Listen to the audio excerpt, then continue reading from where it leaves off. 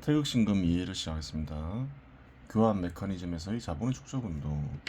실상 교환 메커니즘에서의 자본의 축적운동을 상세히 표현하자면 이제까지 다룬 것들을 보다 깊이 구체적으로 다룬 뒤 진행해야겠지만 무미건조한 삶의 양식을 다루는 일을 지금 살펴보지 않으면 언제 또 다루겠나 싶어 불완전하지만 다루는 것이라고 하겠습니다.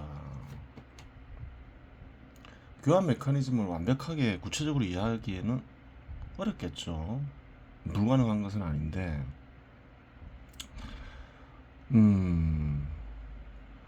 우선 경제의 기반이 되는 지식이 확고히 서야 되는 거예요.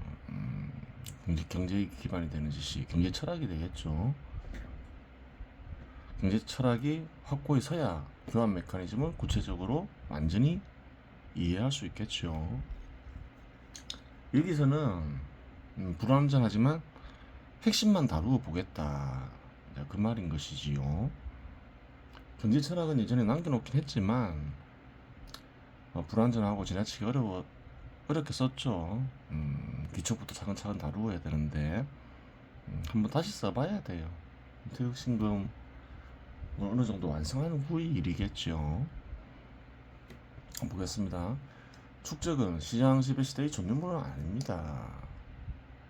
자본의 축적은 시장 지배 시대의 전유물은 아니다. 과거에도 있을 때 말이겠죠. 수렵 채집 시대에도 축적은 이루어졌고 고대 농경국가 시대에도 축적은 진행되었습니다.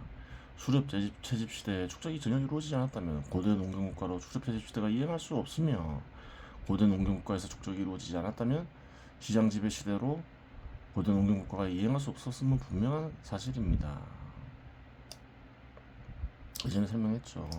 문명의 발전, 역사는 곧 자본의 발전의 역사이다. 자본의 역사이다. 이렇게 얘기할 수 있는 거예요. 이는 미래에도 마찬가지 일로 축적은 변화가 발전적으로 진행하기 위한 필수적인 조건이라고 하겠습니다. 발전에 있어서 축적은 중요한 요인이다. 자본의 축적을 제약시하지 마라. 고대 농경국가에서의 축적은 권력의 법칙에 입각해 진행되었으며, 그렇죠. 권력이 중시됐죠. 신분제도 하에서. 시장 지배 시대에서의 축적은 이윤의 법칙에 입각해 진행되었는데 권력의 법칙에 입각한 축적의 경우 권력 유지나 정치, 치부와 목적을 달성하기 위한 수단이었다면 이윤의 법칙에 입각한 축적은 축적 그 자체가 목적이 된다고 하겠습니다. 실상 고대로부터 권력의 법칙에 의한 축적, 평등의 관념을 결합하여 이상 국가의 관념을 실현하는 사람들은 많았으나 모두 실패했으며 시장 지배 시대에서도 그러한 시도들이 존재하지만 모두 실패하고 맙니다.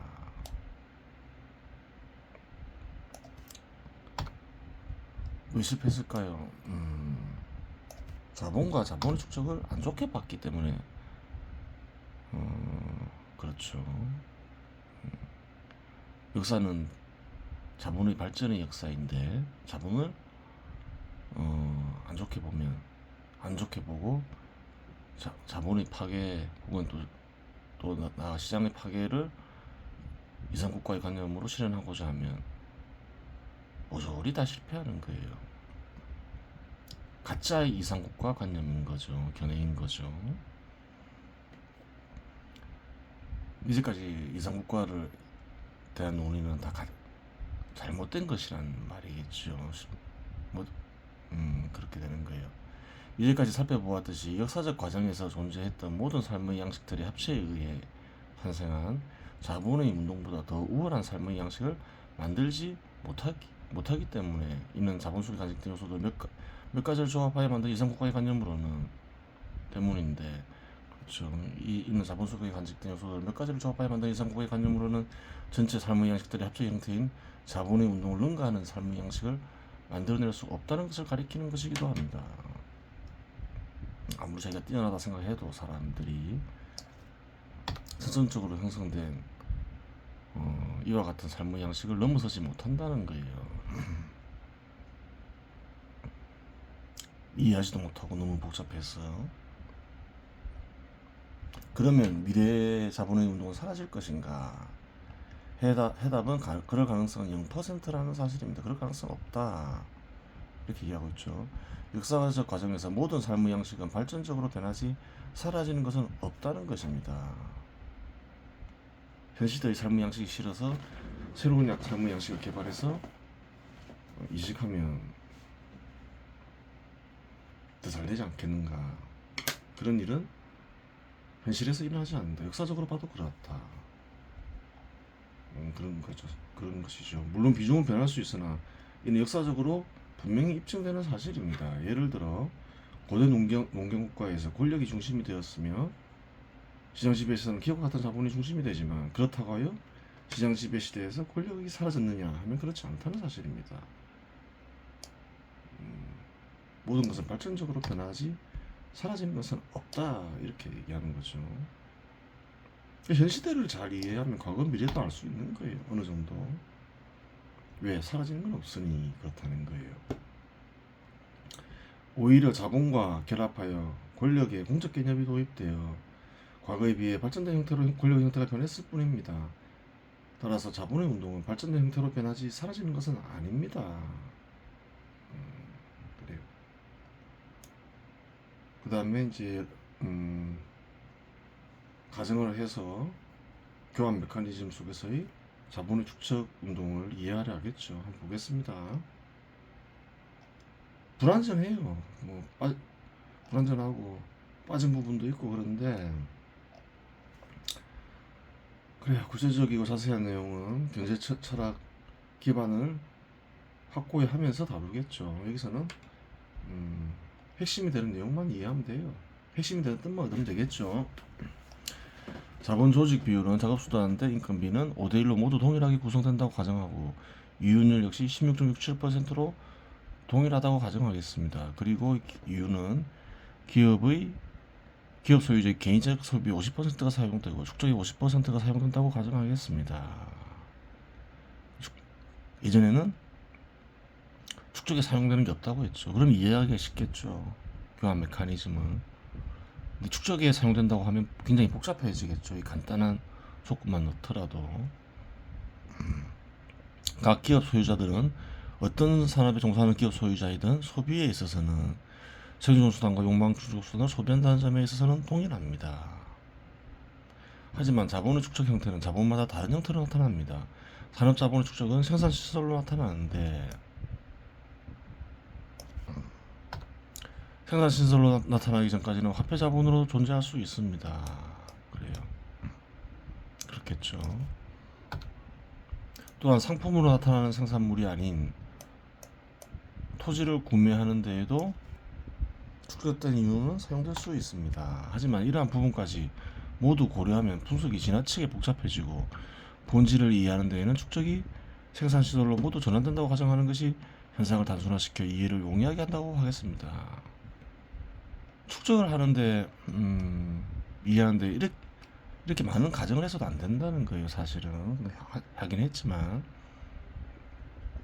모든 분석은 복잡한 것을 이해하기 위해서는 기초부터 이해를 해야 되는 거죠.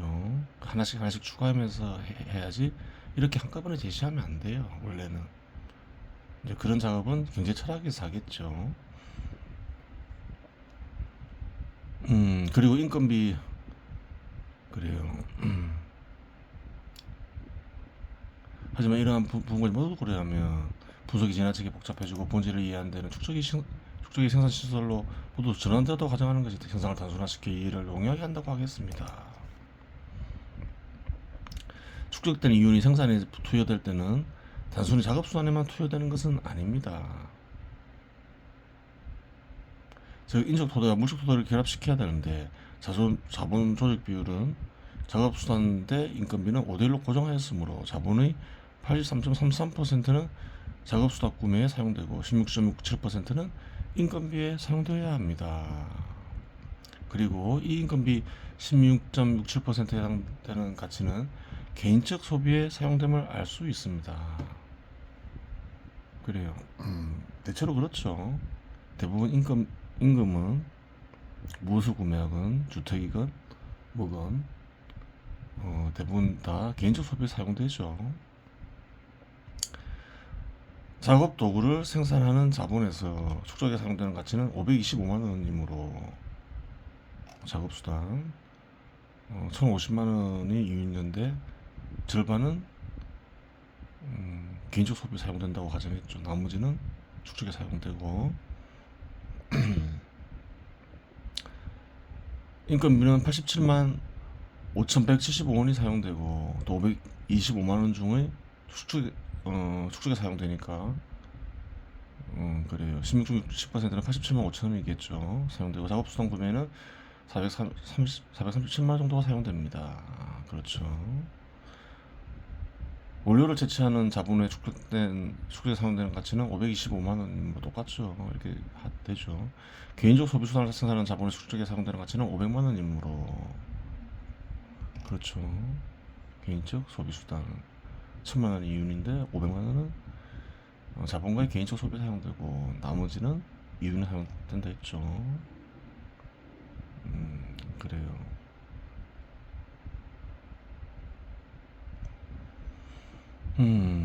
그래요.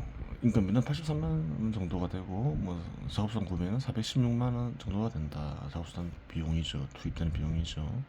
활동 자본의 경우 산업 자본과 동일한 원리에 의해 축적된 가치는 사용된다고 볼 수 있는데 생산 시설을 필요로 하지 않는다는 점에서 경우에 따라 축적은 대부분 인건비의 지불에 사용될 수도 있으나 여기서는 자본 조직 비율을 고정하였으므로 역시 마찬가지로 83.33%는 작업수단 구입에 사용되고 16.67%는 인건비에 사용되는 것으로 가정합니다.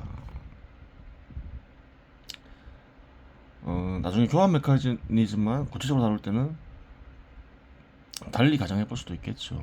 다르게. 하지만 여기서는 그렇게 하지 않는다. 이렇게 이 말이죠. 활동 자본에서 축적에 사용되는 가치는 50만 원이므로 인건비는 83,350원이 사용되고 작업성 구매는 41만 6,650원이 사용됩니다.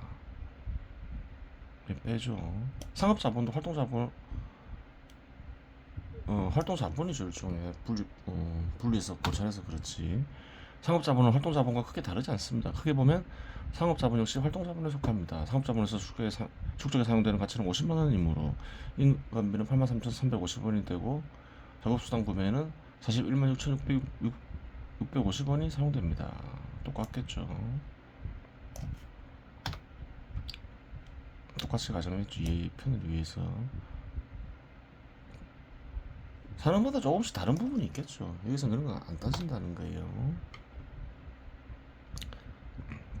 금융자본의 경우 축적은 화폐로 교환 가능한 형태로 존재하는데 과거에 금이나 은이 화폐로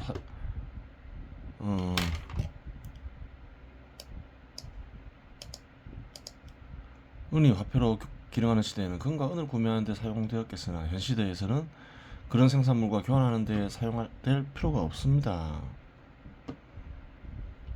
물론 금융자본의 이윤 역시 토지, 건물, 금과 같은 물질을 상품의 형태로 구매할 수도 있겠으나 분석을 용이하기 위해 화폐 형태로 존재한다고 가정합니다. 하지만 자본 조직 비율을 5대1로 고정하였으니 16.67%에 해당되는 인건비 83,350원은 직원들에게 지급되고 41만 6,650원은 화폐 및 화폐로 교환 가능한 형태로 존재한다고 가정하겠습니다. 그래서 작업수단이 투입된다 이 말이죠. 그래요. 화폐 이외에 작업수단을 제공하는 자본의 축적은 물체를 확보하는 데 사용되는데 토지와 같은 생산물이 아닌 것을 구매하는 데 사용될 수 있습니다. 이 비중이 클 테니 무시하기 어려운 관계로 축적되는 가치 50%는 토지 구매에 사용되고 50%는 자본 조직 비율 5대1이 적용을 받는다고 가정하면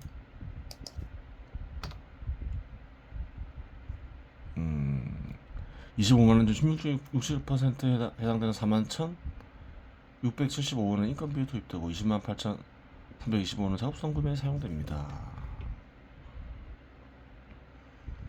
축적을 고려하지 않았을 때 이유는 모두 개인적 소비 수단을 소비하는 데 사용되지만 축적이라는 요소를 개입하게 되면 이유는 다양하게 사용됨을 알 수 있으며 금융자본의 경우 화폐 형태로 존재할 수도 있고 자본의 경우 토지를 구매하는 데에도 사용됨으로써 생산물의 교환 메커니즘에서 이탈하는 가치가 존재할 수 있음을 알 수 있습니다. 물론 이탈한 가치는 후에 생산물을 소비하는 데 사용되겠으나 우선은 그러하다는 것입니다.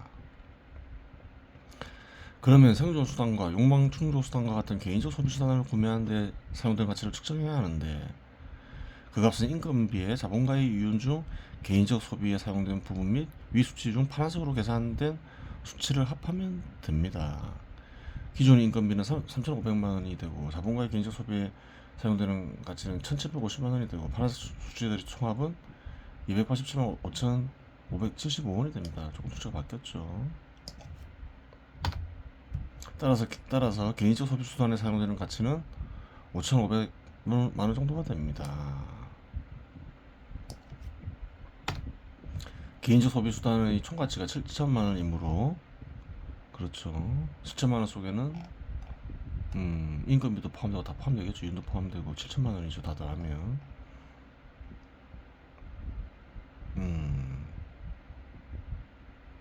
그래요.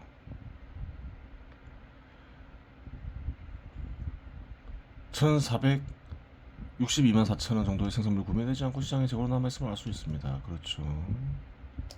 개인적 소비 수단에 총 5,500만 원 정도가 쓰이니까 그렇게 계산이 나오죠. 이제 작업수단의 소비에 대해서 확인해 보겠습니다. 생산을 지속하기 위해서는 작업수단은 필수적으로 존재해야 합니다. 개인적 소비수단을 생산하는 자본의 경우 5,537만 5천 원의 가치를 실현하였으므로 5천만 원으로 작업수단을 구매하는 데는 이상이 없으며 그렇죠.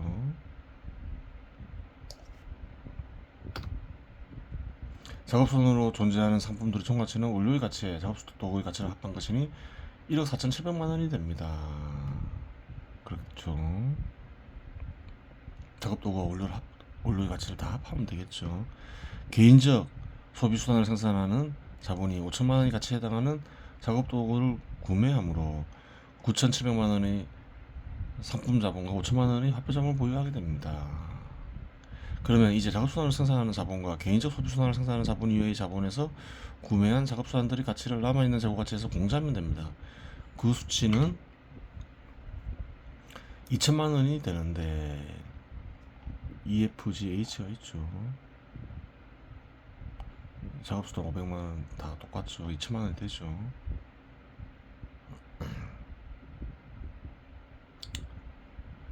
다른 자본들이 2천만 원에 해당되는 가치의 작업동을 구매하면 이제 7,700만 원의 상품 자본과 7천만 원의 화폐 자본을 지니게 됩니다. 여기에 축적이 진행됨으로써 작업수단의 구매에 추가로 사용되는 가치가 존재하는데 그것은 위에서 빨간색으로 계산한 수치들이니 그 수치들을 이 총합을 공제하면 됩니다. 또 추가로 작업도구 구매에 사용되는 금액이 있죠. 그 수치는 1,395만 7천 원이 되고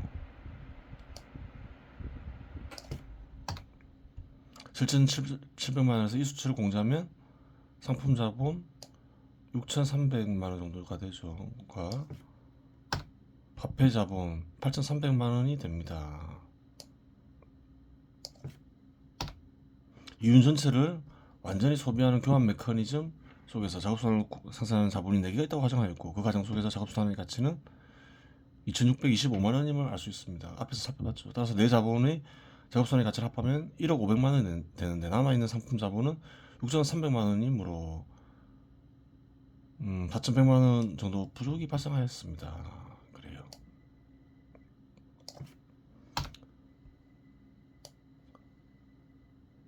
축적을 안 하다가 축적이 진행되면 부족이 발생하겠죠.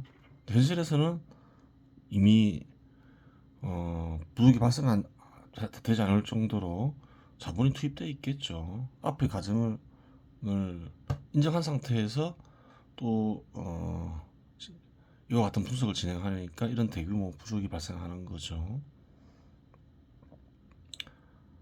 즉 축적이 개입한 순간 재고 중 남는 부분이 발생하고 다른 부분은 재고가 부족한 불균형 상태가 발생했습니다. 축적이 없어도 항상 불균형이 이루어지겠죠. 어느 정도는 부족하고 어느 정도 부족하고 어느 정도 많고 이런 현상이 있겠죠. 축적이 진행되면 더욱더 복잡해지는 거죠. 더욱더 불균형이 커질 수 있는데 또 전체적으로 보면 또 균형을 이루고 있겠죠. 그래요. 무엇이 불균형을 시정하나요? 시장에 예전에 자동 조절 기능이 있다 했죠. 이익에 입각해서 또 투자가 되고 혹은 투자가 철회되고 뭐 이런 과정 속에서 균형이 이루어지겠죠. 즉 축적이 개입한 순간 재고 중 남는 이 경우 재고가 부족한 부분에 자본이 생성하게 되는데 통상적으로 부족한 부분보다 더 많은 투자가 이루어져 재고가 남는 부분과 부족한 부분이 뒤바뀔 가능성이 존재함을 알 수 있습니다. 하지만 일단은 부족한 부분에 자본이 투여된다고 가정하겠습니다. 자금수당과 인건비, 유은의 구성비가 5대 1대 1이므로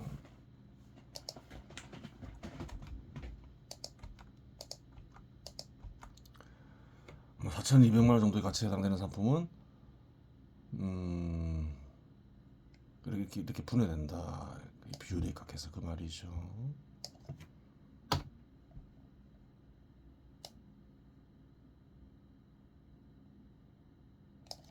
서로 투자가 이루어질 때 그렇다 이 말이죠.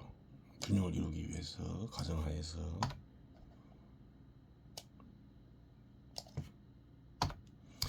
이유는 다시 자본가의 개인적 소비에 사용되는 부분과 축적에 사용되는 부분이 존재하니 한 300만원 정도는 개인적 소비에 사용되고 300만원 정도는 축적에 사용되는데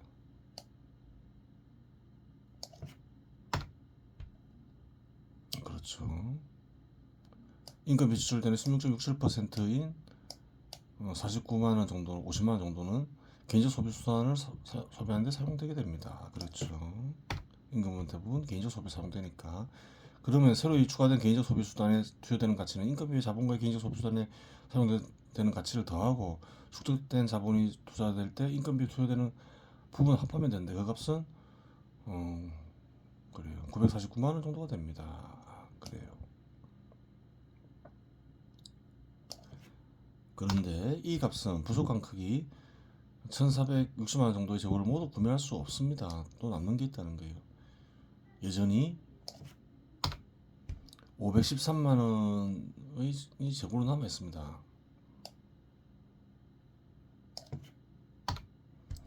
하지만 이 수치는 이윤의 일부를 실현하지 못한 수치이지 비용에 해당되는 가치는 실현되었음을 알 수 있습니다. 얼핏 보아서는 특별한 문제가 없어 보이지만 지속적으로 생산이 반복되어 이루어진다면 재고량은 계속 증가하고 이윤의 실현은 불가능해질 수 있음을 알 수 있습니다. 이런 식으로 계속 진행되진 않겠죠. 재고가 남는 방식으로 투자가 철회되거나 투자가 더 이루어지면서 부족한 부분이나 남는 부분이 시정된다는 거예요. 그 과정을 상세하게 분석하자면 굉장히 복잡하겠죠. 그런데 만일 작업수단에 투입되는 자본의 크기가 균형을 이루는 정도가 아니라 과연 투자되면 어떻게 될까? 당연히 남은 재고는 모두 소비될 수 있습니다.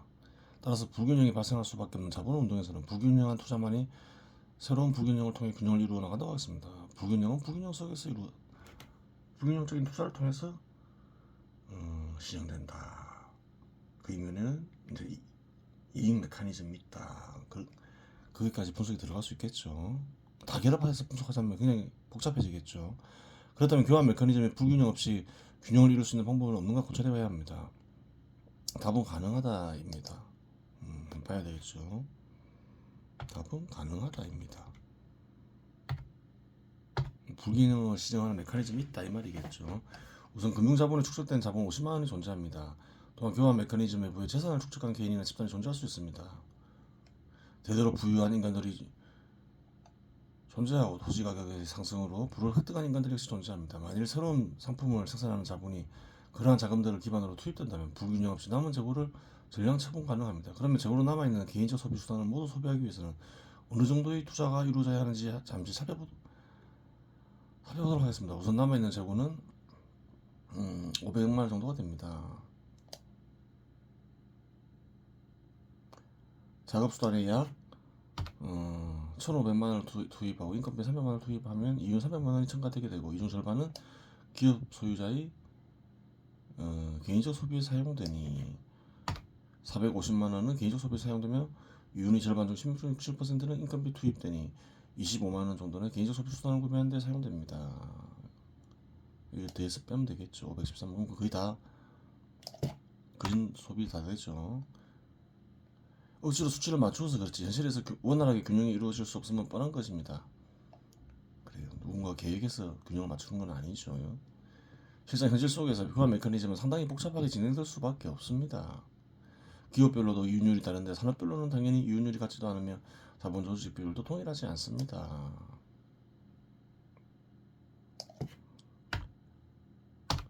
균형 상태에서 축적을 첨가시켜도 불균형이 발생하며 불균형의 진행 속에서 균형이 이루어지는데 불균형 상태에서 균형을 이루어나가는 과정을 탐구하는 것은 보통 일이 아니면 분명합니다.